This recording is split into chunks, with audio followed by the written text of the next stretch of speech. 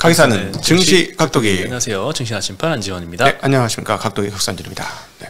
네, 오늘 드디어 기다리던 대주주 양도세가 완화 결정이 났습니다. 마치 근데 호재 발산 느낌 나죠? 마치 이거 발산 느낌이 난 게 아니라 이미 K 선반영으로 반영을 해버렸습니다. 네. 근데 뭐 사실은 저는 이거가 그렇게 대단한 영향을 미칠까 처음부터 생각을 했어요. 그리고 인원이 10,000명도 안 돼. 그 주식 투자자의 0.01%도 안 돼. 숫자적으로 보면 얼마 안 되거든. 근데 그 회자되기는 굉장히 많이 회자됐어요. 근데 뭐 어찌되었건 끝났습니다. 근데 오히려 더 많이 빠진 것 같은 느낌 많이 들지 않아요? 관련 종목들이 2차 전지 빠지는 거 봐서는. 네, 이게 보통 이제 대주주 양도세 때문에 이제 매도를 해야 되는 물량들은 올해 좀 주가가 많이 급등해서 좀 10억이 원래 안 됐는데 10억 넘은 이런 좀 많이 올랐던 종목들이 많이 좀 매도가 많이 나올 수밖에 없고, 반대로 대주주 기준이 변경됐으면 네. 도로 사 넣어야 되는데 그런 성장주들에서 좀 수급 때문에 오늘 좀 상승하지 않을까 이런 생각을 좀 했었는데 네.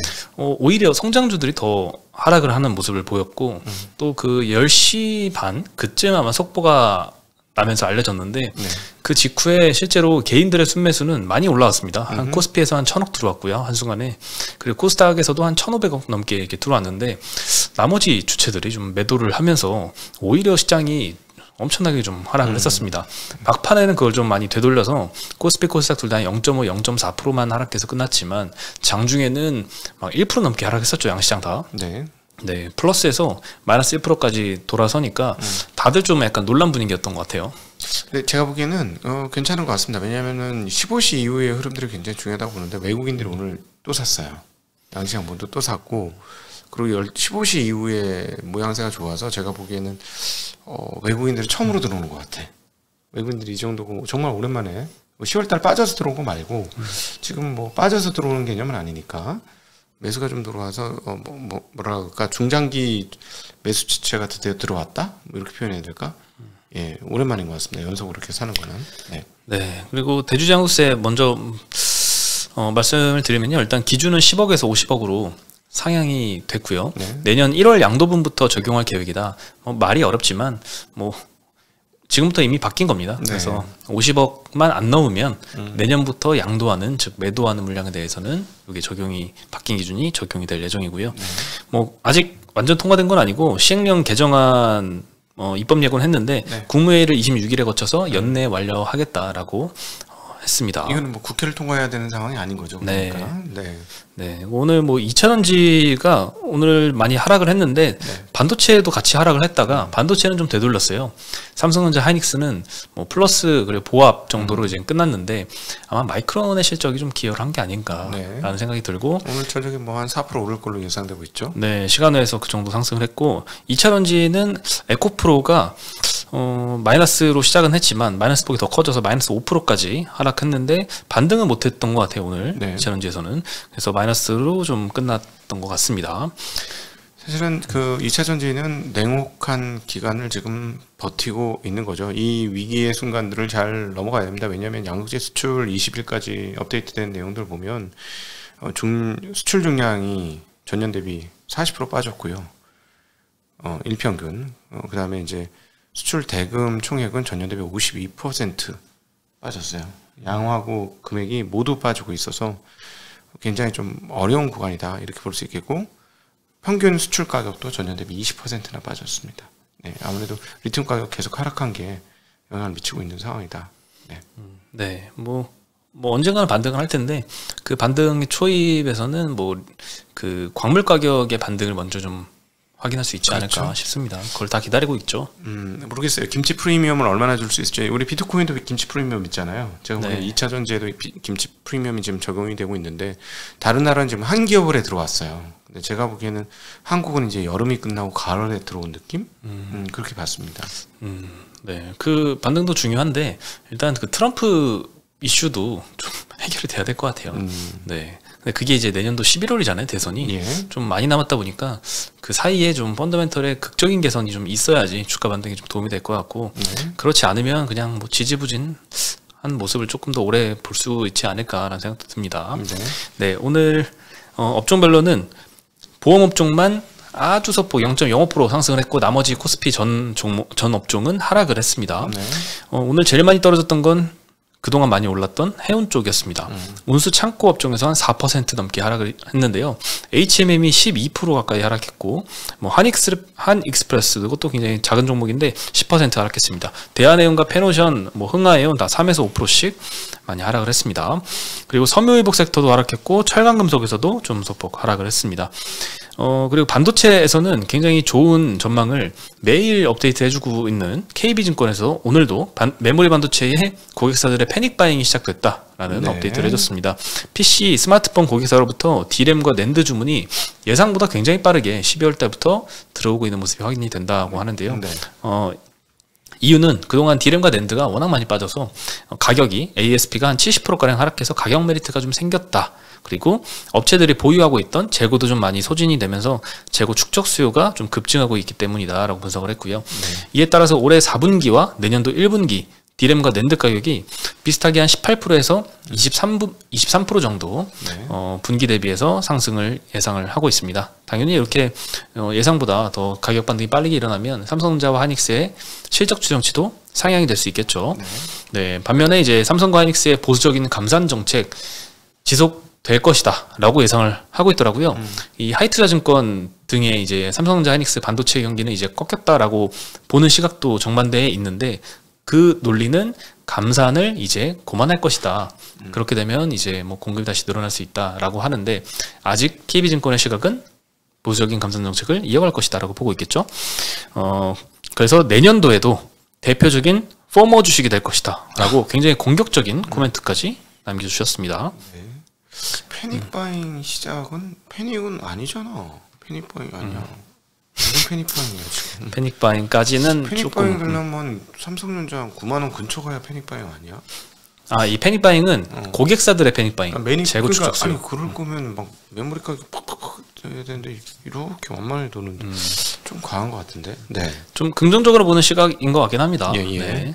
그래서 골고루 보긴 해야죠. 근데 너무 전망이 서로가 달라서 과연 누가 맞을지는 모르겠습니다. 한쪽은 이제 꺾인다. 네. 내년부터 내년 중순부터 이제 꺾인다고. 올해 연말부터 이제 경기 선행지수가 꺾이면서 6개월 선반영에서 이제 꺾이면은 뭐 지금부터 이제 주가 이제 꺾인다는 거죠. 근데 이제 KB증권에서는 지난 1년 동안 주가가 신나게 상승했지만 그래도 내년도엔 더 오를 것이다. 심지어 패닉바잉, 포머를 느낄 정도로 상승할 것이다라고 보니까 정반대의 시각이긴 합니다. 네. 네, 그리고 마이크론이 어제 그 종가로는 많이 빠졌어요. 반도체 업체들이 많이 하락했는데 시간에 보니까 플러스 4% 돼 있더라고요. 그래서 그 사이에 실적 발표를 했는데 예상보다 좋았습니다. 매출액이 컨센보다 좀 높은 47억 불 정도 나왔고요. EPS도 마이너스 한 1불 정도가 컨센이었는데 마이너스 0.95불, 뭐 조금 높게 나왔습니다. 전분기 재고도 전분기 한 170일 정도치 남았었는데 159일로 재고가 좀 감소한 모습 보이고요. DM 빅그로스도 20% 초반 전분기 대비 증가했고 ASP도 한 자릿수로 전분기 대비 증가를 했습니다. 무엇보다 좀 미국 업체들의 실적은 그 지난 실적보다도 가이던스를 어떻게 제시하느냐에 따라서 주가가 좀 많이 변동이 되곤 하는데 가이던스도 긍정적이었습니다. 매출 가이던스가 컨센이 한 50억 달러 정도였는데 51억에서 55억 달러까지도 좀 제시를 했고 EPS도 마이너스 0.6불 정도로 컨센이 형성돼 있었는데 마이너스 0.3불에서 0.2불까지도 가능하다라고 뭐 시장 예상보다는 좋은 가이던스를 줬습니다. 그리고 24년도 캐펙스도 HBM3E 요거 위주로 진행을 할 것이다라고 하는데 HBM 위주의 생산 확대는 이 HBM 아닌 D램의 생산 증가를 제한시킨 요인으로 좀 작용을 해서 이 HBM도 열심히 투자를 하고 있지만 엔비디아의 GH200 그리고 H200 이 신제품에 탑재될 HBM3E 퀄 테스트도 막바지 절차에 돌입했다라고 하고 있습니다. 아무래도 뭐 그 D램 라인을 가지고 갖다 쓰는 게 HBM일 테니까 HBM 많이 나오면 그만큼 D램의 공급량이 좀 줄어들 가능성은 매우 높은 거죠. 지금 상황에서 뭐 D램 라인 그대로 돌리면서 HBM 새로 하기는 되게 부담이지. 예. HBM 없었으면 우리 어떻게 할 뻔했어요. 한국 시장 삼성전자 하이닉스 이 정도 상승폭이 안 났을 거잖아요. 아마 저 밑에 주가에서 놀고 있었을 텐데 큰일 날 뻔했습니다. HBM 아니었으면. 네, 그리고 틱톡 샵이 한국에 진출한다고 합니다. 요즘에 이커머스 시장에서 굉장히 격변의 변화들이 좀 많이 일어나고 있는데 네. 가장 최근에 있었던 이슈가 쿠팡이 이제 한국 유통 다 먹은 거에 넘어서서 네. 이제 명품 시장까지 넘보았죠. 네, 파페치 인수했는데 이번엔 틱톡 샵이 한국에 진출한다고 합니다. 네. 아직 한국 시장 너무 힘들어요. 지금 테무도 그렇고 알리익스프레스도 그렇고 저가 제품 이쪽 시장은 굉장히 막 먹고 있는데 점점 경쟁이 더 심화되고 있는 이슈가 좀 계속 나오네요. 틱톡은 또 굉장히 그 인기가 많잖아요. 이용자 수가 굉장히 많은데 그에 따라서 이 틱톡 샵도 거래액이 굉장히 빨리 급증하고 있습니다. 이 GMV라고 하죠. 그로스 멀천다이즈 볼륨이라고 해서 총 거래액을 나타내는 의미인데 네. 2022년도에는 44억 달러였는데 23년도에는 지금 목표로 삼은 금액이 200억 달러입니다. 5배가 좀 안 되죠. 예. 24년도 목표는 500억 달러로 정했습니다. 어이구. 500 달러면 이제 65조 원 정도가 되는데 2년 만에 10배 이상 급증하는 성장세입니다. 네. 엄청납니다. 그렇죠. 이 500억 달러 먹는 동안 다른 데서는 500억 달러가 좀 감소했다는 거잖아요. 오프라인에서 감소하든 다른 이커머스에서 감소하든. 그래서 기존에 이제 진출했던 미국 같은 경우에는 일평균 GMV가 5월 달에는 30만 달러였어요. 그러니까 몇 억 안 되는 거였는데 8월 달에는 500만 달러, 10월 달에는 1000만 달러로 급증을 했습니다. 네. 내년도 미국의 총 연간 목표는 300억 달러입니다. 야. 300억 달러면 한 40조 가량 되네요. 엄청납니다. 네. 진짜. 네. 근데 이제 아까 말씀드렸듯이 24년도 목표가 500억 달러인데 미국에서 목표가 300억 달러니까 한 60%는 미국 시장을 타겟하는 것 같고요. 다른 쪽으로 영역을 계속 확장하고 있는데 이미 진출했던 국가들이 미국, 영국 그리고 동남아 6개국 그리고 이제 9번째 진출국으로 한국을 준비 중이다. 그래서 한국 업체들도 좀 굉장히 좀 긴장을 하고 있지 않을까 싶습니다. 최근에 이제 유튜브 쇼핑을 도입을 했잖아요. 네. 네, 그리고 구글이 또 카페24에 투자를 하면서 이커머스 쪽 강화하려고 하고 있는데 틱톡도 등장을 했습니다. 그래서 오늘 좀 관련주로 엮인 것들이 좀 상한가를 많이 갔어요. 모비데이즈가 틱톡의 공식 파트너사인데 이제 오늘 상한가를 갔고 플레이디라고 하는 KT의 자회사도 과거에 틱톡하고 리셀러 계약을 체결했던 이력이 있습니다. 그래서 오늘도 두 회사가 다 상한가를 갔습니다.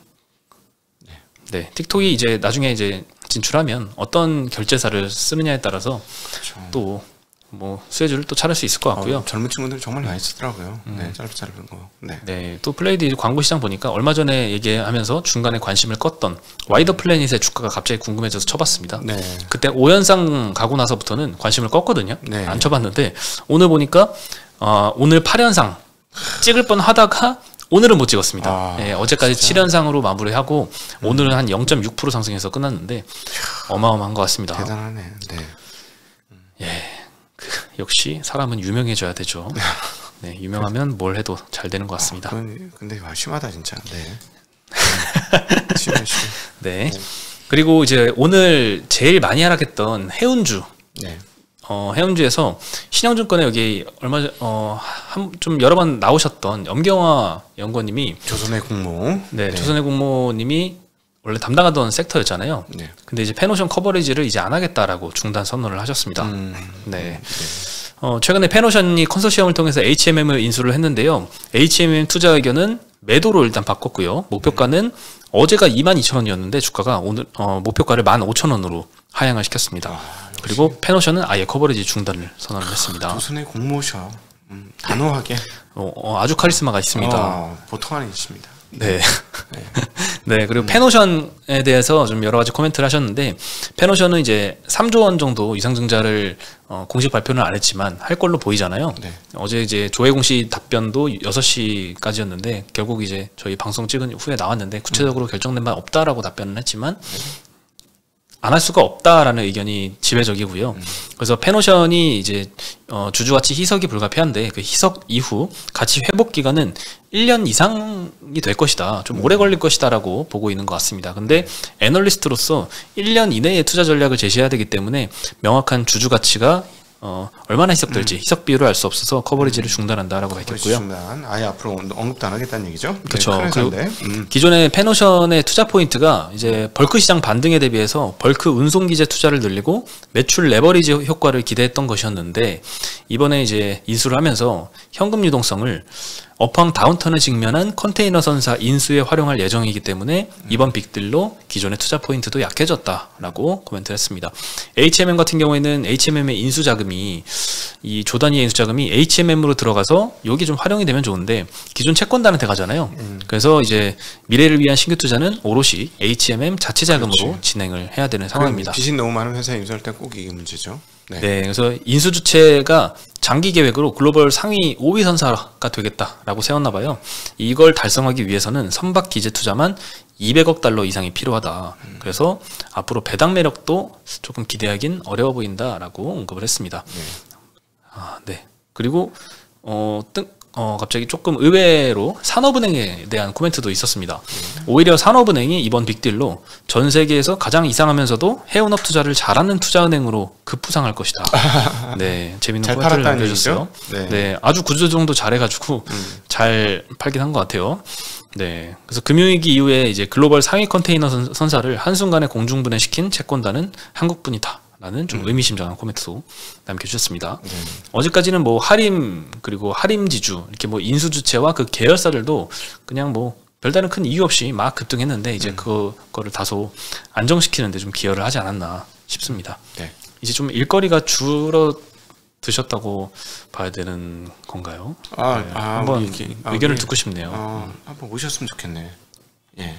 왜 솔직히 왜 그렇게 깠어요? 진짜 안 좋죠? 뭐 이러면서 살살살 물어보고 싶어. 사실 애널리스트도 대담을 해도 그 이런 빅딜에 대해서 그 방송에 공개적으로 이야기는 못해도 네.